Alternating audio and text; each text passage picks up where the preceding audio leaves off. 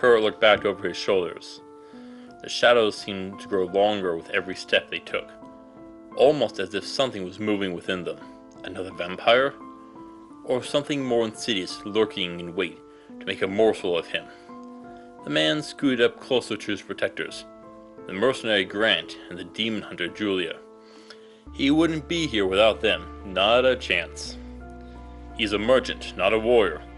If only he had spent his early years pursuing a little magic, then he might be of help to them. Right now, they were doing all the heavy lifting, especially with his last scroll spent. He didn't even have a sword on him. The three of them headed through the manor.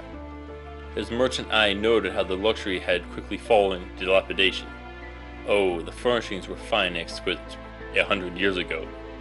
These were antiques at best, many not well maintained either. They turned the corner and found themselves facing a solid door. This was different than the others, more elaborate and ornate. A heavy lock was set along one side. The merchant's instincts smelled money, treasure. "Julia, do you have that skeleton key I got for you on your last trip?" "Yes. Why?" she asked. "Let's open the door. I know there is something here. We can come back and check it out later." At that moment, she thought she heard someone holler, "Help! Help!" from inside. The voice was weak and pathetic, but it was there. She fished around in her pocket before finding a strange-shaped key that radiated magic. As soon as Julia pressed the key into the door's lock, the key began to change and reshape to this particular door. With a click, the door swung open. There was no groan, almost like this door was well oiled and used. "Help! Help!" a lizard woman was crying. Crawling with her arms, she made her way to the door. Her skin was dry and flaking off. But this wasn't the natural way they shed their skin. No, she was sick. "Help me! Help me!" "It's alright, you're safe," Julia comforted the woman. But Kurt kept moving in. His eyes glistened with what he saw within. Gold and jewels, bottles of rare wines. They were piled high. Several chests sat half buried within the slain vampire's spoils. One stood out above the others. You could fit a man inside this room to spare. Oh ho ho ho ho. The old man was giddy. If he could take even half, no, a quarter of this treasure home, he could retire. Not just retire, but live comfortably. Kurt pressed forward through the room, right up to the large chest. As he did, the lizard woman became more irrational. Her screams were ear-piercing. The lizard woman's cries fell on deaf ears. At that moment, the merchant found himself facing a gaping maw filled with razor-sharp teeth and long, drooling red tongue. The chest lunged at him. Two arms spread forth which grabbed the older man's arms. "A mimic!" he cried. "It's a mimic!" Hello, and welcome back to Mythical Phylogeny Aspiring Adventures. Today, we meet such a fascinating creature, one that all adventurers fear. Just imagine, you delve into a dungeon, facing monster after monster, dodging trapped and cave-in, one danger after another, to finally reach the treasure room in the deepest recesses. You go to open the chest and wham! You're dead, as Mimic bites your head off. That doesn't sound too good to me. What about you? I intend to keep living and not make that mistake. So let's look at what makes such a creature.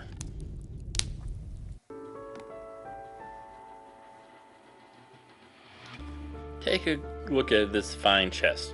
So pretty, isn't it? What's this? This isn't a chest, but my pet mimic, Mimi. The mimic has vexed me to no end to uncover its secrets. Ones they refuse to give up, no matter how I prod. These shape-shifting masters of disguise are an enigma. They pretend to be simple objects and then attack when you touch them. They can take a variety of forms and change at will. What are they?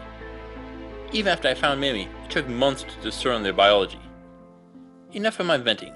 Let's get back to my ramblings now. The mimic has a few consistent traits. 1. They do have a mouth and organs. This means that they have distinct tissue types and organ development, unlike slimes. 2. They have a hard outer shell which is tough enough to take a blow from a sword.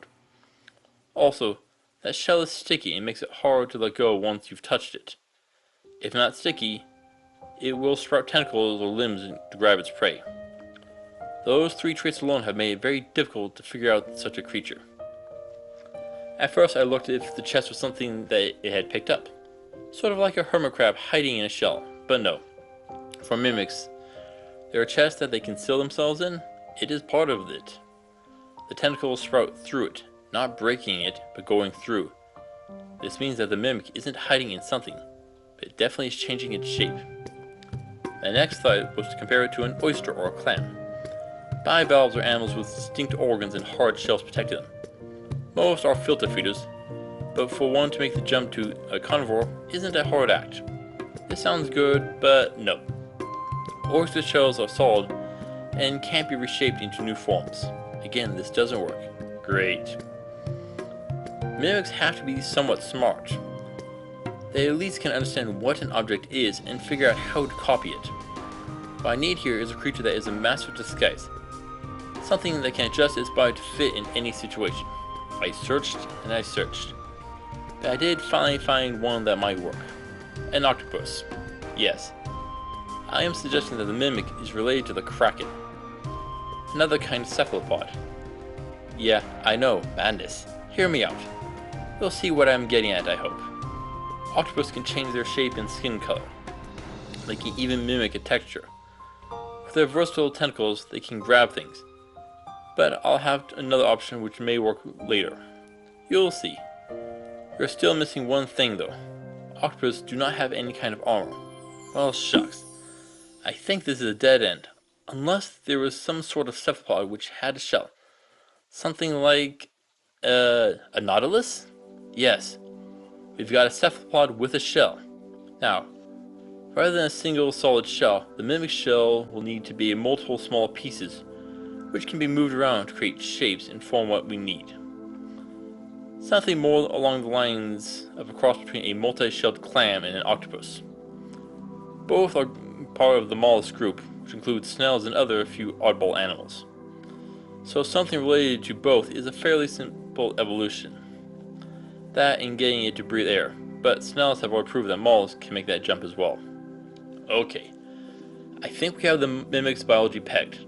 Now I did promise you a second option for that sticky grip they possess. Sure, they could use a large number of miniature suckers, but a grip could come from slime. What I am looking at is the hagfish, a completely different animal and seriously ugly as sin. They secrete a compound which mixes with salt water to produce such a slime which will bind up fish and make them easier to catch. If a mimic can excrete a similar substance with the water with it, they could achieve a similar effect. Once its prey is trapped, it can use the tentacles to hold and position the prey before biting down on it and devouring it. So, we have an animal which doesn't need to move too often and uses ambush tactics. In theory, a mimic should be able to go long periods without eating. Now, we aren't done yet. With any animal, we need to figure out its reproduction. If the mimic uses sexual reproduction, it will need to find a mate. They would need to venture out from their den and find a mate. The size of mimics vary widely. The smallest are the size of coins. I would think that the mimic hatchlings will take that form of coin or gem and leave their mother's den in the pocket of an unknowing adventurer. They don't seem to have a limit to their size. They can grow until they reach the size of houses, or even a boat. How many poor souls have gone seeking shelter in a house, only for it to turn about and eat them?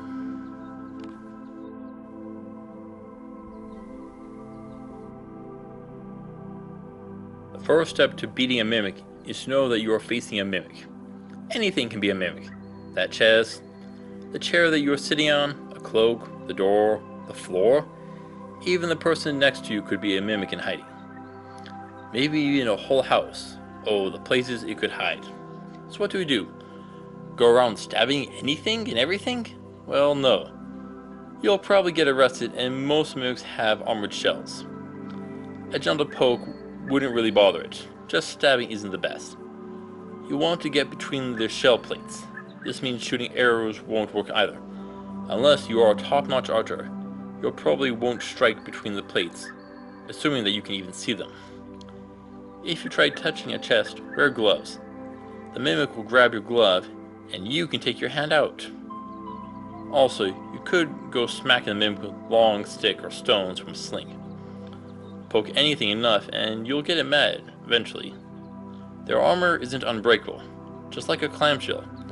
You can smash through it. Personally, I would get a really big hammer and smack your supposed mimic.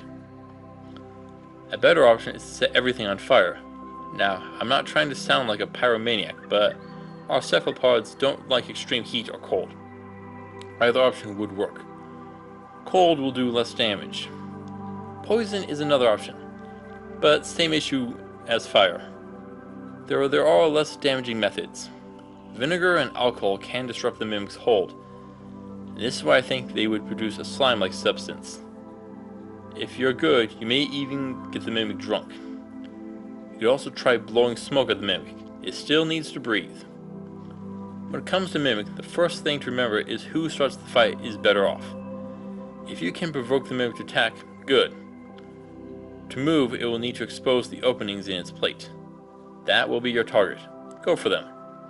Mimics have a heart and a stomach. It will be in the center of its body, and that will be your target. The mimic will want to grapple you. The larger ones are heavier, and you won't be able to move it. Remember, if it has you, you also have it. That is why I actually dislike grappling in combat. It makes it easier to attack. Mimic may not have the strength to strangle you, unless it gets your throat, so it will need to open its mouth to eat you. Perfect. That big gaping hole in its body is an easy target. Shove something into it, poison or fire here. Order something long and sharp right into its throat. That will hurt and get past the plating. Personally, I would let that be my last option. Mimics are weird. Their danger comes from hiding as anything. They are all about the surprise. That is their one trick. If you can get past that, they are fairly simple. Much like any beast, their armor is much like that of a knight or a plated warrior. You can best it the same way. Mimics are dangerous, that we can't deny. But I can only give them a 4 out of 10. Once you get through the initial surprise attack, you can deal with them.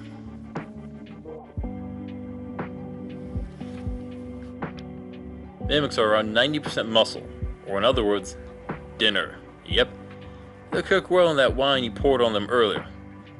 You can also make a nice mimic chowder too. The shells are often used in jewelry.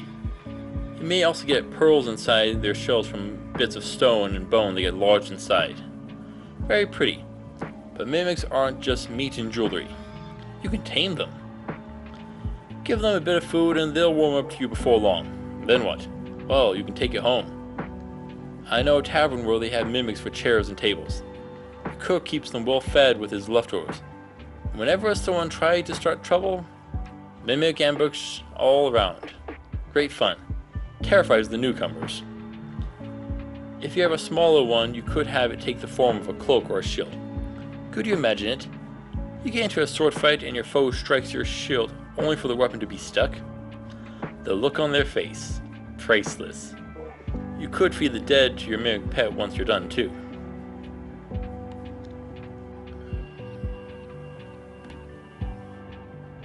Grant stepped forward, his blade drawn. The mimic flailed its long tentacles. Nowhere it moved did he see an opening. Julia pulled the lizard woman behind her. It was Kurt who saw an opening. The wine! Throw it over here! Right! Grant moved to the shelves of wine. Grabbing a bottle, he threw it in an arc before it crashed down onto the floor. Too short. Kurt stretched out his foot until he could barely touch the red liquid. With a mighty kick, he planted his boot against the mimic, which instantly soaked up the wine. With a flip of his foot, he kicked off his boot as the mimic stumbled for a bit. Grant lobbed another bottle, and this time it landed hard on the mimic's head, the red liquid spilling all over it. The mimic released Kurt, and the merchant stepped back, an opening. Both Grant and Julia moved forward, their weapons drawn. Wait, don't kill it! What? The two warriors screamed. Don't kill the mimic. I've got a friend in Silkith that is waiting to purchase one. Seriously? Yes.